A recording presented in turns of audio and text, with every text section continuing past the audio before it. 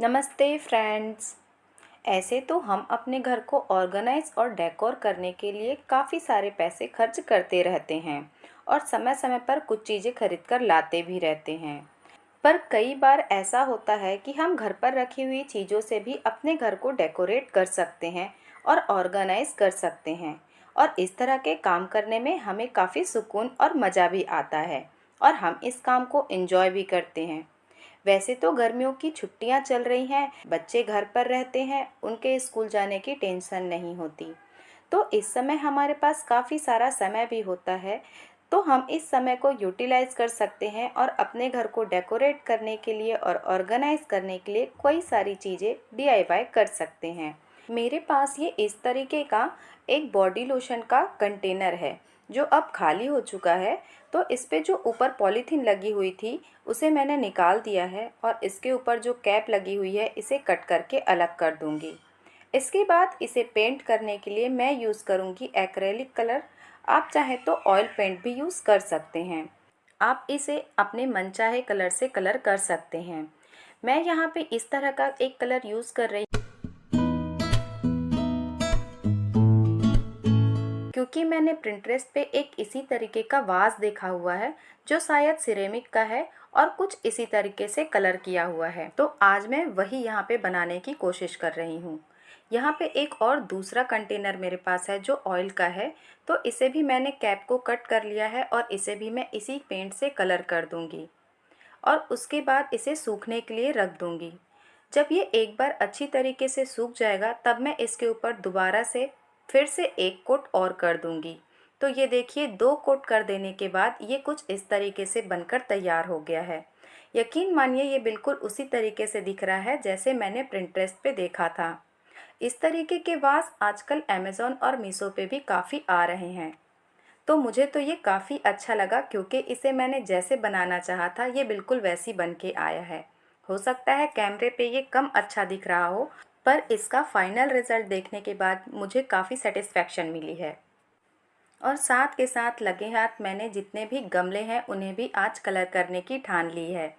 इसके साथ मेरा जो बालकनी का एरिया है उसकी भी क्लीनिंग हो जाएगी और एक तरीके से मैं इसे रीऑर्गेनाइज भी कर दूंगी। गमले काफ़ी समय से पेंट नहीं हुए हैं इसलिए इनका कलर काफ़ी अजीब सा हो गया है।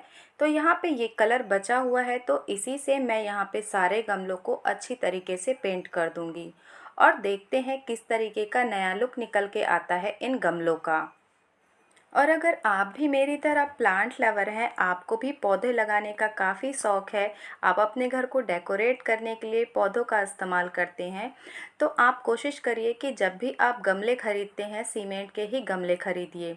इससे आपको दो तरीके से फ़ायदा होगा। पहला, गर्मियों के मौसम में आपके पौधे अच्छी तरीके से सर्वाइव करेंगे क्योंकि जो सीमेंट का गमला होता है उसकी जो लेयर होती है वो काफ़ी थिक होती है, जिसके कारण गमले की मिट्टी जल्दी सूखती नहीं है और पौधा लंबे समय तक सरवाइव करता है।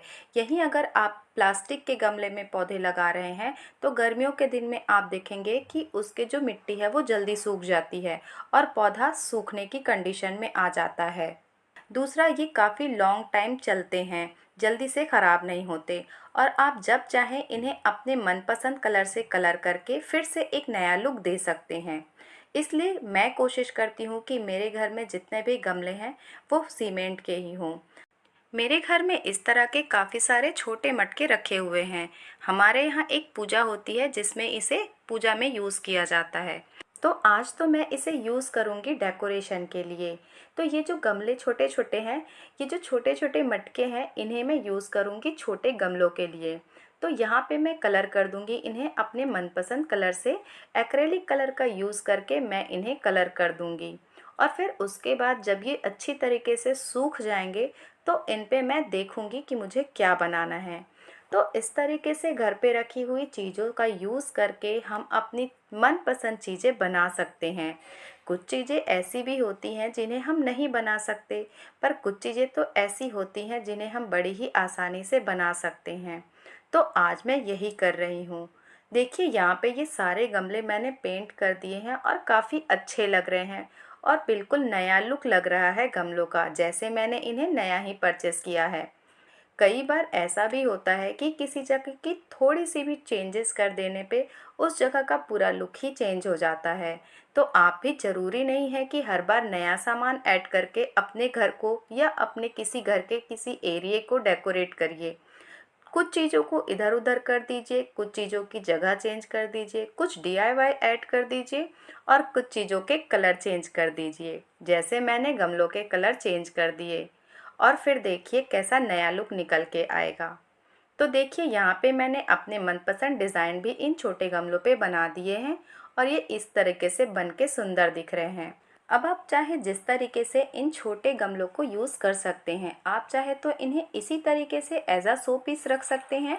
मैं तो यहाँ इनमें छोटे छोटे पौधे लगाऊंगी और उसके बाद इन्हें अपने घर में डेकोरेशन के लिए यूज़ करूँगी।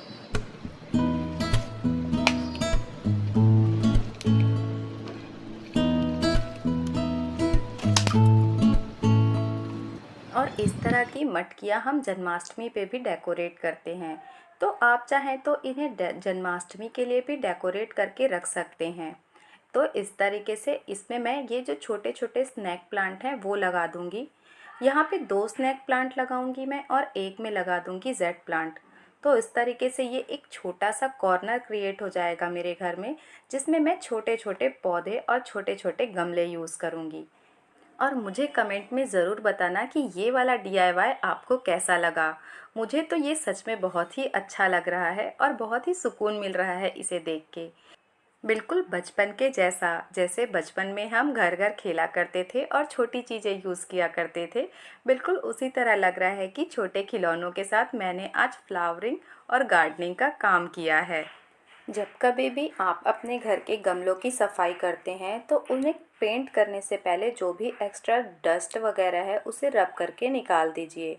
और जब भी आप इस तरीके की गमलों की क्लीनिंग करते हैं तो जितने भी पेड़ सूख चुके हैं उन्हें भी उखाड़ दीजिए और जो पत्तियां पौधों में से पीली हो गई हैं उन्हें भी निकाल दीजिए। इस तरीके से आपका जो प्लांट का एरिया है वो पूरी तरीके से क्लीन नज़र आएगा।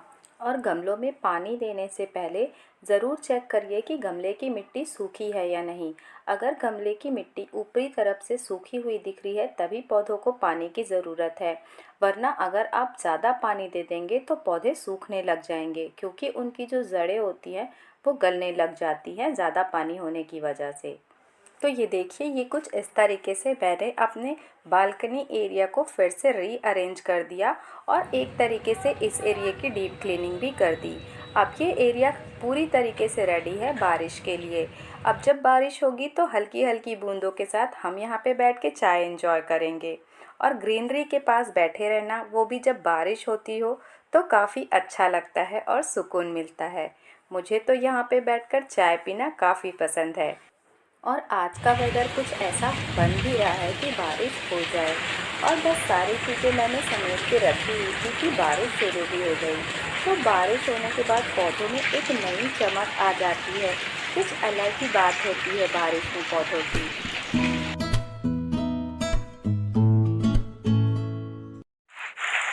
और हमारे यहाँ कहते हैं अगर बारिश के पानी में बुलबुले बड़े बने मतलब बारिश ज़्यादा होगी, और अगर बुलबुले छोटे बने तो बारिश कम होगी। आपके यहाँ इसे क्या कहते हैं? तो दोस्तों ये था आज का वीडियो। अगर वीडियो में कोई भी चीज़ अच्छी लगी तो वीडियो को लाइक करिएगा और हमारी फैमिली का हिस्सा बनने के लिए चैनल को सब्सक्राइब ज़रूर करिएगा। मिलते हैं कुछ और नई वीडियो के साथ, तब तक के लिए ओके फ्रेंड्स, बाय।